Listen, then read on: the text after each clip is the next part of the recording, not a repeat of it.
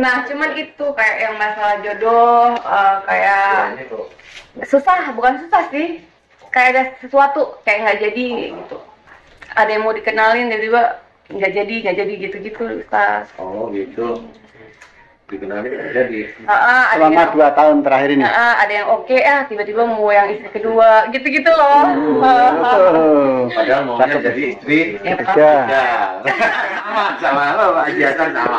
Sehati. Ide ini seguru dulu. Kalau yang gitu-gitu ya. Yang segitu-gitu. Jadi pengen tuh yang tenang-tenang aja gitu, yang damai-damai aja. Ya memang kalau yang begitu Mbak, sebenarnya kalau kita runut aja ya, kita runut kenapa sih kok gagal? Kalau saya malah tidak bertanya kenapa gagal dulu, tapi melihat dari kondisi. Kalau memang tipikal Mbak Uli itu tipikal yang tidak emosional umpamanya ya, kemudian nurut sama orang tua pokoknya itu kalau dikenalin nggak jadi, kemudian atau sudah dikenalin tapi nggak jadi juga, umpama ini hanya menurut saya itu yang memilihkan memang Allah. Jadi jodoh itu kita nggak ngerti, kita hanya bisa berikhtiar. Jadi kalau umpamanya begini nih, kita kasih salah satu ayat Quran namanya menceritakan wafis sama iris kuku wamatu adun ya. Di langit ada jalan rezekimu di langit. Berarti sebenarnya rezeki orang itu di dunia atau siapapun itu sudah disiapkan oleh Allah Ta'ala. Dan apa yang dijanjikan Allah dijanjikan itu bagi orang-orang yang takwa ya. Dijanjikan itu berarti Allah kalau bilang yang dijanjikan, kalau Allah berjanji berarti bagi orang takwa. Nah, bagaimana rezeki itu bisa sampai ke kita sebagai seorang muslim? Adalah salah satunya namanya innahum kanu qabla dzalika muhsinin. Ini satu ayat nih kita harus cermati. Sesungguhnya mereka di dunia selalu berbuat kebaikan. Nah, ini jalan rezeki itu akan sampai. Kebaikan itu yang bagaimana? Kalau kita muslim ya sholatnya tertib lah. Ya 5 waktu aja boleh lah 5 waktu. Kemudian tambahin lagi boleh baca Quran, sholat sunnah dan sebagainya ya. Kemudian apa lagi? Nah, baik ini setiap saatnya di dunia itu nggak cuma hanya untuk diri kita sendiri. Belum minanas juga kita buktikan atau mengerjakan sesuatu yang berhubungan muamalah lah ya sehari-hari misalnya. Yaitu khususnya yang agak lebih wajib hormat orang tua. Nah, hormat orang tua itu apa aja? Berkata yang baik, berpikiran yang baik, tidak punya pikiran jelek sama orang tua, tidak punya deh. Nah, kalau di titik-titik itu kita sudah melakukan perbuatan baik apa yang diceritakan dalam Quran. Kalau memang ada kekurangan normal, manusia itu nggak ada yang sempurna. Yang penting kita berusaha terus. Nah, dari situ kalau umpamanya dari situ ya Mbak Uli, kalau memang ada kegagalan dalam bertemu dengan jodoh, itu menurut saya bukan gagal. Itu memang Allah belum. Gitu. Jadi Allah belum memberikan. Jadi kalau bisa jangan itu menjadi protes.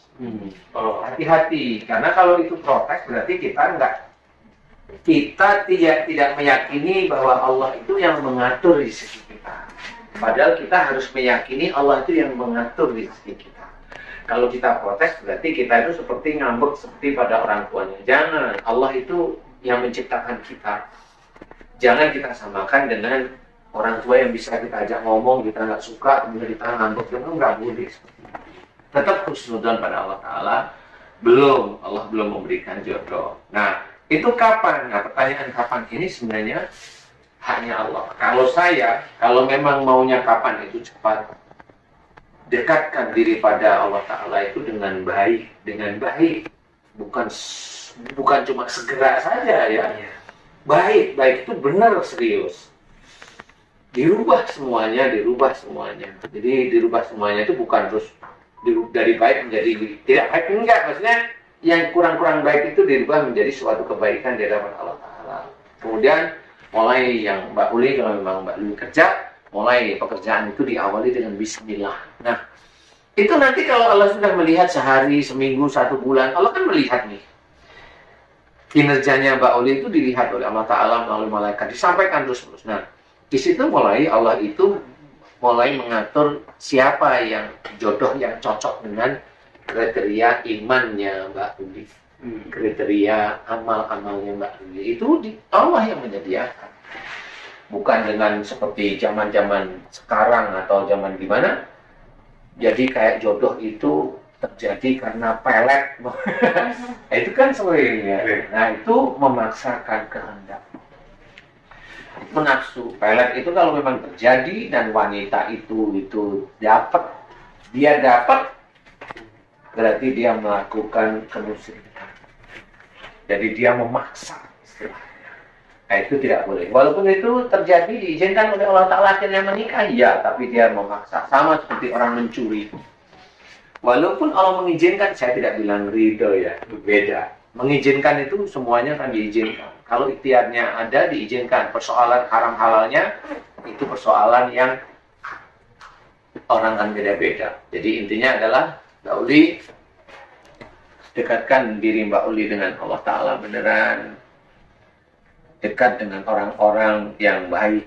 Istilahnya, kalaupun umpamanya Mbak Uli beribadah pun jangan belajar untuk tidak riak sombong, ujub riak sombong itu belajar, karena untuk sampai kita itu ingat apa yang saya kerjakan tentang kebaikan ini, jangan sampai menjadikan saya ujub atau bahkan riak, itu sulit sebenarnya. Nah, pada waktu kita itu belajar untuk itu dipegang, kita berusaha untuk menjadi baik di hadapan Allah. Nah, nanti Allah pasti. Insya Allah pasti. Kalau saya gitu, tunggu ya nggak apa-apa. Itu bisa datang sendiri. Yang pilihannya itu selalu yang udah punya istri. Nah, kan tahunnya kan biasanya kan siapa Mbak Uli, mohon maaf ya, Mbak Uli udah pernah nikah. Jadi orang berpikiran kan begitu. Padahal kan hati Mbak Uli kan orang nggak tahu sebenarnya. Nah, ini Pak, apakah jadi ujian juga nggak? Kan gini, Mbak Uli kan kayak punya prinsip bahwa saya nggak mau nikah sama yang sudah beristri gitu ya. Itu jadi ujian nggak sih ketika mau?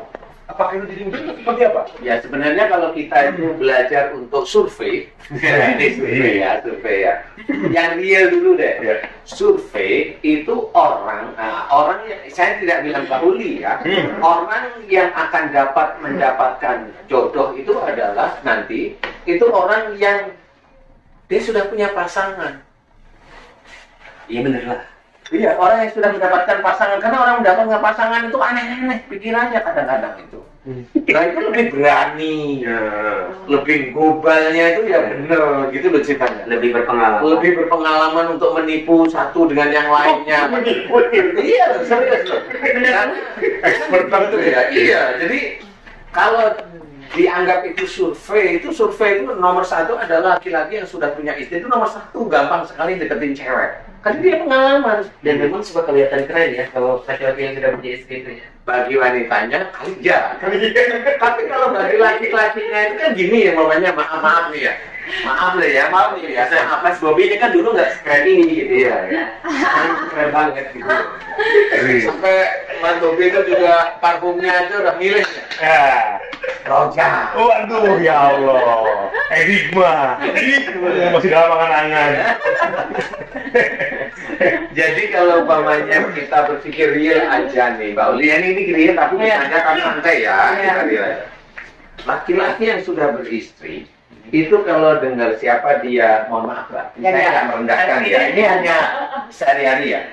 Oh dia sih ini apa umpamanya model. Dia sudah punya suami, dia janda. Itu langsung ada di sini nih. Mohon maaf nih, makanya saya minta maaf beneran nih. Ini bukan menjelekkan, enggak. Ini laki-laki yang berpikir ya, bukan model. Itu laki-laki berpikir. Janda mah, ini laki-laki jelek ya. Janda mah gampang karena dia sudah pasti pengen. Itu otaknya begitu biasanya. Dan itu yang cepat. Tapi kalau mamanya laki-laki yang belum pernah beristri, dia ketemu janda malah mikirnya begini, kok janda ya? Itu tetap ada di situ. Saya tidak berpikiran itu jelek, tidak. Tapi ini survei normal aja. Realita ya, lebihnya seperti itu. Nah, bagi orang-orang yang laki-laki baik, laki-laki baik nih, kalau dia punya istri, rata-rata kalau baik itu setia. niatnya istri. Bener nih, ini realita aja. Tapi kalaupun umpamanya dia tidak punya istri, kita lihat dia tidak punya istri, dia bercerai dengan istrinya. Kenapa dia bercerai? Kan dia ada kasus. Nah, kalau umpamanya Mbak Uli itu maunya pingin, atau siapapun teman-teman yang janda itu pingin laki-laki yang tidak punya istri, kan tetap akan dapat umpamanya seorang berjaka, benar, yang dia juga notabene pasti takut dengan mau menikah dengan, maaf ya, dengan yang sudah pernah bersuami, pastilah ada begitu. Atau dapat duda, paham ya? Nah, duda ini kan nggak pernah tahu dia bermasalah apa dengan istrinya. Tahunya dia nggak punya istri, mohon maaf nih. Ini bisa menjadi masukan Mbak Uli nih ya. Mohon maaf nih ya. Dan kalau si duda itu dulunya dengan istrinya nakal, kan orang, maaf, teman-teman janda itu kan tidak berpikir bahwa dia jadi duda itu kan dari nakalnya. Ya, tahunya nggak punya istri. Nah itu loh maksud saya. Jadi ada beberapa kesulitan yang kita secara real memang sulit beneran. Makanya kalau saya caranya adalah cara ilahiyah. Serahkan sama Allah.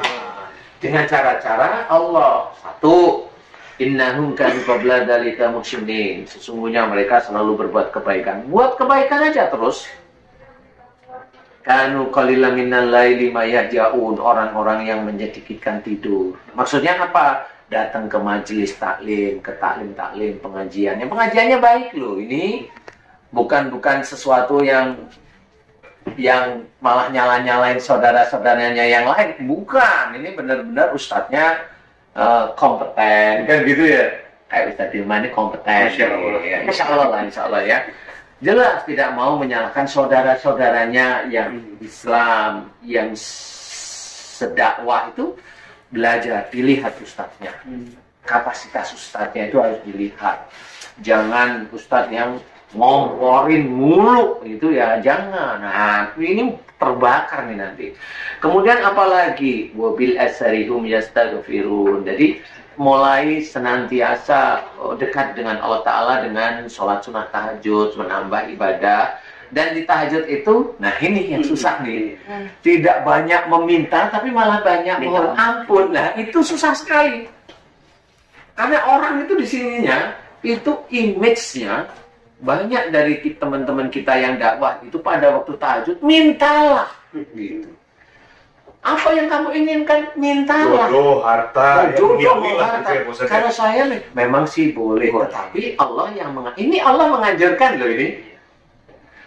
Wastaghfiru. Ya, istighfar. Banyak istighfar malahan. Nah, ini sulit. Karena memohon ampun itu hanya mohon ampun aja. Tapi kalau kita dengar banyak teman-teman yang dakwah suruh minta macam-macam, ya boleh. Tapi kalau saya jangan terpancing.